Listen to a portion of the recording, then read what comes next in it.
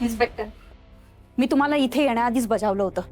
हा लोकांच्या श्रद्धेचा विषय आहे, पण तुम्ही ऐकलं नाहीत. लोकांनी जर या गोष्टीचा इश्यू केला तर तुम्हाला तुमच्या नोकरीची पडली नाहीये, पण मला माझ्या खुर्चीची काळजी आहे आणि तुमच्या मूर्खपणामुळे मी ती धोक्यात येऊ देणार नाही. आता बघितलंत ना तुम्ही, बाबा तिथे ध्यानस्थ होते. मला असं का वाटतंय की बाबांची कीर्ती पाहून तुम्ही त्याचा फायदा घेऊन स्वतः फेमस होण्याचा प्रयत्न करताय. मॅडम, आम्ही फक्त आमचं काम करत होतो, कर्तव्य बजावत होतो. हो, काय मिळालं मग तुम्हाला इथे येऊन?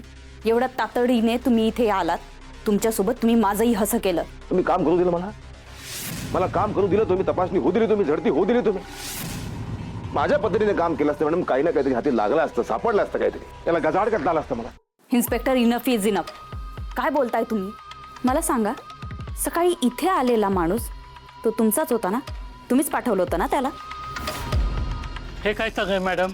अहो, तुम्ही पोलिसांना घेऊन आलाय. हा काय गुंडाचा अड्डा आहे का?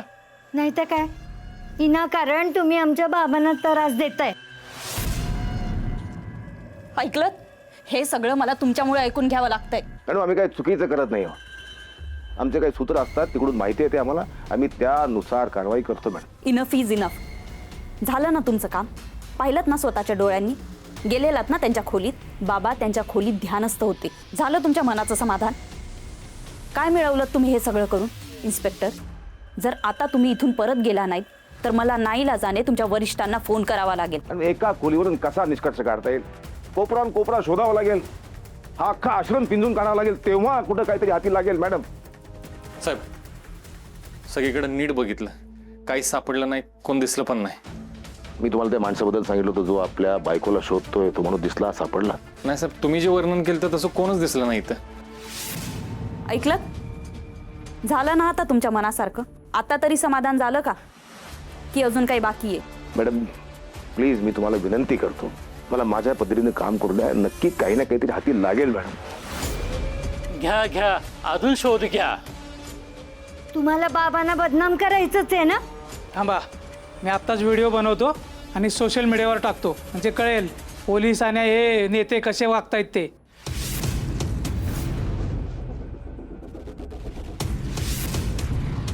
ए, फोन खाली ठेव, खाली ठेव म्हटलं ना तुला, कळत नाही का? याच्यासोबत यायचं. इन्स्पेक्टर, तुम्ही आता अति करताय. तुम्ही जर आता इथून गपचूप गेला नाहीत तर मी खरंच तुमच्या वरिष्ठांना फोन करेन आणि आय विल मेक शुअर की तुमची बदली इथून कशी होते ते. मी स्वतः तुमच्या अगेन्स्ट ग्वाही देईन आणि सांगेन की तुम्ही एका निर्दोष माणसाला कसं फसवताय. सो प्लीज लिव्ह राईट नाव. नाही मॅडम, मला माझ्या वरिष्ठांशी बोलावं लागेल. ते काय म्हणतात, ते काय होईल ते त्यांच्या परवानगीने.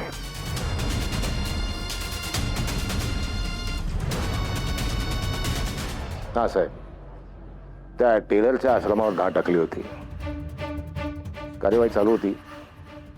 आमदारबाई मनाई करतात, नको म्हणतात. सगळ्यात पहिले तर जामकर तुम्ही धाड कोणाच्या परवानगीने टाकली?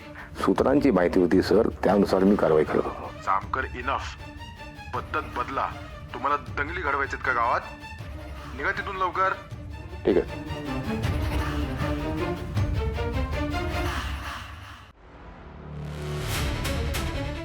ए, कुठे फिरतेस इतकी रात्री? नाही, इथंच राहते. तुम्ही काय करताय इथं? पोलीस आहे मी, प्रश्न मी विचारणार. इथे राहते म्हणतेस ना? तुला माहित नाही पोलीस आले, धाड पडली, झडती चालू आहे, माहित नाही तुला? ते मी पोलिसांना घाबरते ना, त्यामुळं. पण मला ते कसलं तरी आवाज आला होता म्हणून मी बघायला आले आणि तेवढ्यात तुम्ही समोर दिसला मला. तुरु तुरु तुरु तुरु तुरु तुरु तुरु तुरु तुरु तुरु. तो वाट सांगताय खोटं बोलतेस म्हणून. कुठे गेली तीस? नाही, कपड्यांना माती कशी लागली?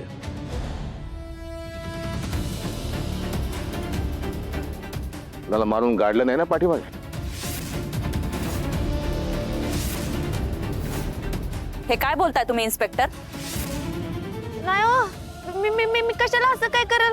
मी काहीच नव्हते करत. ते काय झालं, हात धुवायला गेले आणि घसरून पडले. म्या पडायच्या आधीच हात धुतले? नाही, तसं नाही. म्हणजे ते आज गुरुपौर्णिमा आहे ना आणि लय काम होती.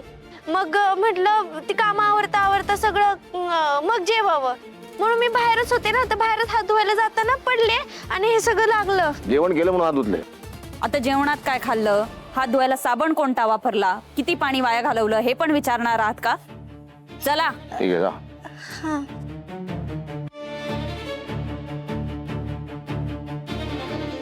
या डिंपलला एवढा वेळ का लागतोय? काय झालं असेल तिकडे? तो जामकर तिच्यापर्यंत पोहोचला असेल का?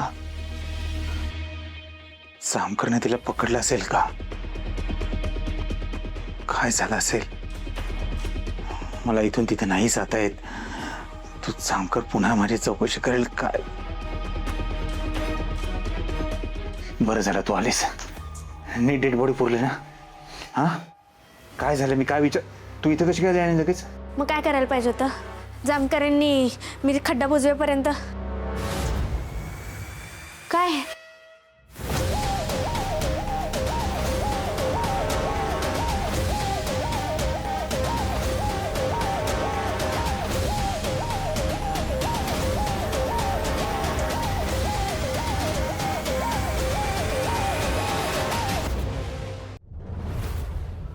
झालं? वेडेपणा करून झाला? दुसरा पर्याय नव्हता माझ्याकडे. वाट लागली असते आपली. तो जामकर इथे आला होता खोलीमध्ये, मी ध्यानस्थ बसलो होतो म्हणून नशीब वाचलो. बरं ते सगळं सोड, डेड बॉडी नीट पुरल्यात ना? काय सांगू तुम्हाला, सगळं नीट होत आलं होतं पण नेमकं जामकरांनी पकडलं मला. पकडलं म्हणजे? म्हणजे तू काय सांगितलंस त्यांना? सगळं खरं सांगितलंस? आधी एक काम कर, तू पटकन जा, गाडीची सोय कर. मी सोनं सगळं पैसे वगैरे घेतो, इथून निघून जाऊयात आपण. जा पटकन, जा जा जा. बस झालं. आधी माझं ऐकून तरी घ्या. पकडलं म्हणजे म्या खड्डा बुजवत असताना नाही पकडलं, म्या चालत येत असताना पकडलं. मला कळलं. हा, मग काय बोललीस तू? चिखलात पडले असं सांगितलं. पुढे पुढे काय झालं? सारखं ते मला जामकर प्रश्न विचारत होते. मग आमदारबाई त्यांना म्हणाले सारखं प्रश्न विचारू नका. तेव्हा कुठं त्या माणसाने बाबा मला सोडले. लय अवघड आहे. नशीब ते आमदार बाई आले. खरंच. मला पण त्या पाणी. ते मोबाईल तुझ्याकडेच आहे ना? जामकर येतील म्हणून लपून ठेवलाय. अरे थांब, हा दुसरा मोबाईल. हे दोन्ही मार्गी लाव. नाही नाही आत्ता नाही, मी आता थकली, उद्या करीन मी. आत्ताच कर. काही झालं तरी आत्ताच करतो. जामकर परत येईल, परत चौकशी करेल, काही ना काहीतरी होईल. बरं रडू नका करते. धर. द्या ते कामांवर काम आहे. घ्या आवाकडे.